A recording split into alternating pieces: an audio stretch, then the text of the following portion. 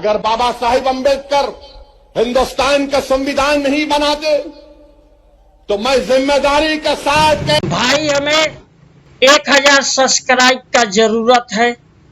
आप सब्सक्राइब कर दीजिए। कह रहा हूं, अगर अम्बेडकर संविधान नहीं बनाते तो दलितों को, मुसलमानों को, बहुजनों को इंसान मानने का दर्जा भी नहीं दिया जाता। कि हिंदुस्तान के मुसलमानों पर बाबा साहिब अम्बेडकर का एक बहुत बड़ा खर्च है हमारे कंधों पर। मैं उस फर्ज को उतारने को आया हूं। अगर आज हिंदुस्तान में दलितों को, एससीज को, आदिवासी को अगर इंसान का दर्जा दिया गया, इसलिए दिया गया क्योंकि बाबा साहिब अम्बेडकर ने संविधान में लिखा कि जो हिंदुस्तान का शहरी है वो इंसान है। अरे भैया, ओसी भैया, अरे बाबू रे बाबू, नमस्ते नमस्ते। आप तो प्योर हिंदू हो गए। अलबत्त इस पगड़ी में सुंदर लगते हो भैया, क्या कमाल के। ऐसा रहो ना यार। मैं गोल टोपी लगा ले तो उसमें कम सुंदर लगते हो। मेरे को अच्छा नहीं लगता। आपको लगने से लगो। इसमें देखो कैसा पगड़ी में कितना सुंदर दिखाई देते, एकदम पक्का हीरो। हाँ, मगर हीरो जैसा बात भी बोलो यार। तुम हिजड़ा जैसा कभी कभी बोल देते हो। अच्छा भाई, तो हम बताना चाहता हूं तुम्हें कुछ। अम्बेडकर जी के जो बातें बोलते हो, सत्य को पकड़कर, यह सत्य है जो बोला। सत्य को पकड़कर किसी को मूर्ख बना देगा। मंत्र सीखना है तो ओवैसी जी से सीखो। इतना ओ बालिस्टर है ना, आप विदेश से पढ़ के आया बालिस्टर जी। अच्छा, वो बड़ी ज्ञान वाला। मूर्ख तो बनाएगा, अच्छा सा हिंदुओं को मूर्ख बनाएगा। 100 मानते हैं अम्बेडकर जी महान थे, आज भी हमारे नजरों में महान है।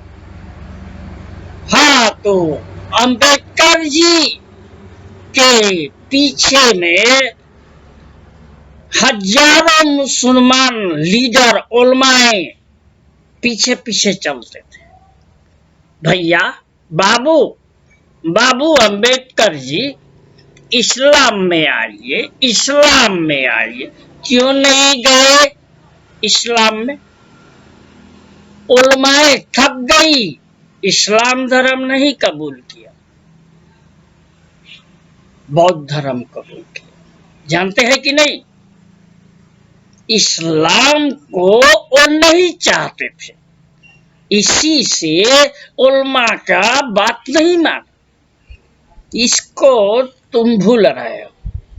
रहा इस्लाम का बात करते हो, अम्बेडकर जी इस्लाम को बारबा इज्जत दिला दिया।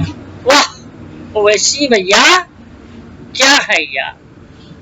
यही तो गलती हुआ अम्बेडकर जी से, यह गलती हुआ। इस्लाम को जब इज्जत मिला, इस्लाम समझ गया कि बस हम लोग का कामयाबी मिल गया। वो कामयाबी के आड़ में कश्मीर में देखो क्या हुआ ओवैसी भैया। मुसलमानों ने क्या किया कश्मीर में? वो सम्मान कौन दिलाया? अम्बेडकर जी। नाजायज फायदा कौन उठाया? दलित भाई? नहीं नहीं नहीं, उठाया मुसलमान।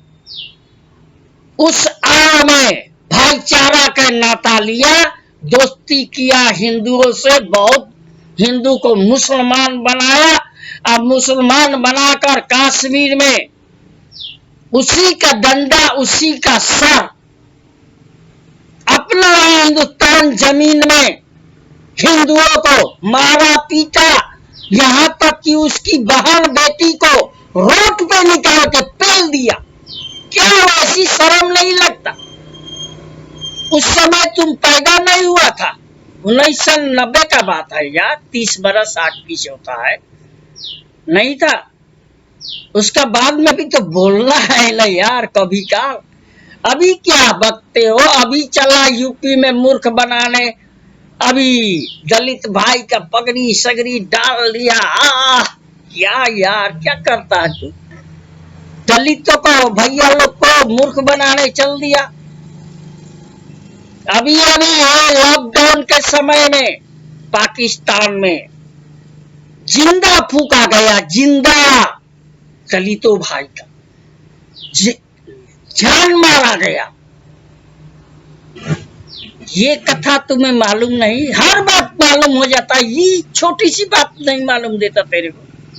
कहीं बोला संसद में कि पाकिस्तान वाला दलित भाइयों को हमारा इस तरह दबा रहे हैं, इसके लिए सरकार कुछ उपाय करे, आवाज उठाया नहीं। ओवैसी जी, हिंदू को पेल रहा है मुसलमान, तो क्या को आवाज उठाओगे यार, वहां चुप लग जाना।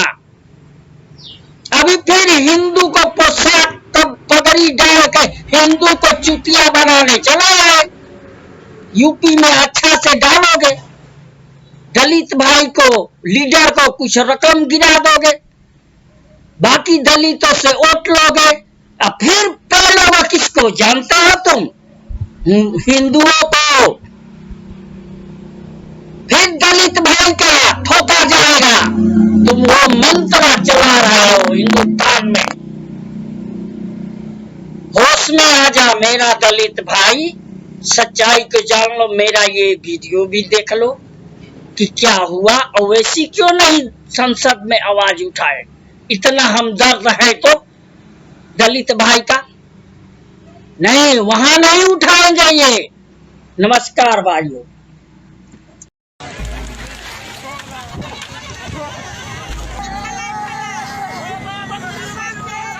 पाकिस्तान के सिंध प्रांत में 3 मासूम बच्चों को सिर्फ इसलिए जिंदा जला दिया गया क्योंकि वो दलित हिंदू थे, क्योंकि वो काफिर थे। 2 महिलाओं ने इसलिए आत्महत्या कर ली क्योंकि वो लगातार आसपास के मुस्लिम गुंडों से परेशान थी।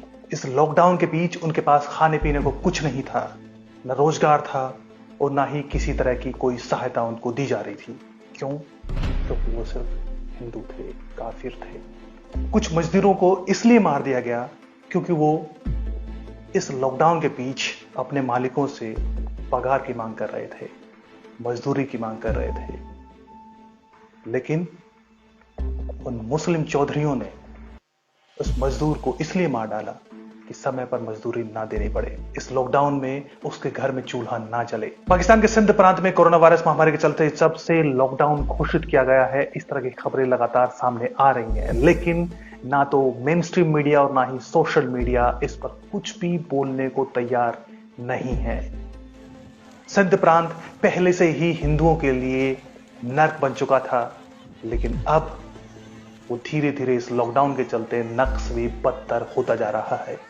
मैं आपको कुछ उदाहरण दूंगा कि पिछले इस अप्रैल महीने में पाकिस्तान के सिंध प्रांत में हिंदू के साथ क्या क्या हुआ, आपके रोंगटे खड़े हो जाएंगे।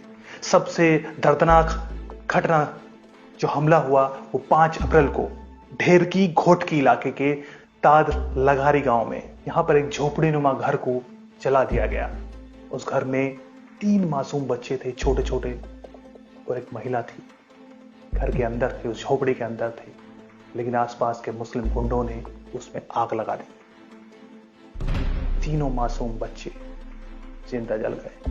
इसके बाद की तस्वीरें शायद आप ना देख पाए, लेकिन दिखाना जरूरी है क्योंकि पाकिस्तान में इन पर बैन है।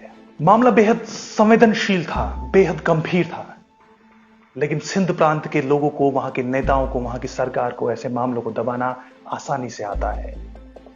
वहां के जो लोकल एमएनए है, यानी मेंबर ऑफ नेशनल असेंबली, जो कि पीपीपी पाकिस्तान पीपल्स पार्टी, इसके एमएनए हैं बारी खान पटाफी, वो मीडिया के साथ वहां पहुंचते हैं और जिस परिवार के साथ ये हादसा हुआ, जिनके बच्चे जलाए गए, उनको चंद रुपए देते हैं और मामले को दबा दिया जाता है। मीडिया वहां पहुंचता जरूर है, लेकिन इस पर कोई खबरें नहीं छापी जाती, ना ही कुछ दिखाया जाता, मामला यहीं दबा दिया जाता है। इसके चंद घंटों बाद सिंध प्रांत के ही छाछड़ो थारपरकर इलाके में एक और घटना होती है, उम्मेद अली रिंद गांव में।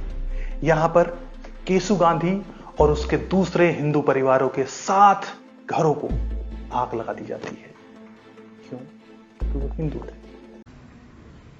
आप हिंदू हैं तो मेरा एक रिक्वेस्ट,